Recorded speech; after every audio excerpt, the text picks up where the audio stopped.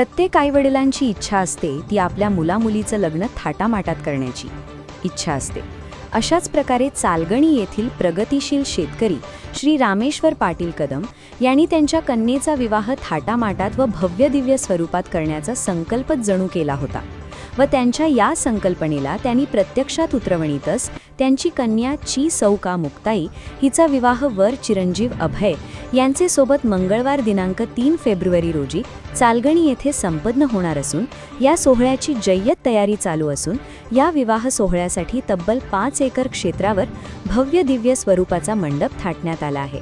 या विवाह सोहळ्याप्रसंगी गावातील प्रत्येक घराघरातील लेकी बाळींसह विविध क्षेत्रातील मान्यवर मंडळींची उपस्थिती लाभणार आहे। पंचक्रोशीतील या विवाह सोहळ्याची जोरदार चर्चा सुरू आहे। या विवाह सोहळ्याच्या तयारीसाठी मागील 15 दिवसापासून समस्त चालगणी वासियांकडून जय्यत तयारी सुरू आहे।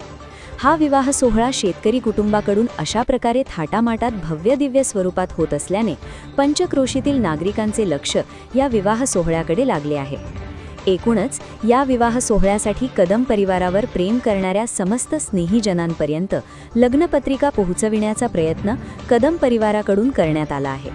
परंतु घाई गडबडीत अनावधानाने निमंत्रण पत्रिका स्नेहीजनांपर्यंत न पोहोचल्यास हीच लग्नपत्रिका समजून दिनांक 3 फेब्रुवारी मंगळवार रोजी विवाह सोहळ्याला उपस्थित राहण्याचे आवाहन चालगणी येथील कदम परिवार व समस्त गावकऱ्यांच्या वतीने करण्यात आले आहे। आमंत्रण निमंत्रण न मिळाल्यास हीच पत्रिका समजून सर्वांना आवर्जून लग्नाला यावे ही नम्र विनंती।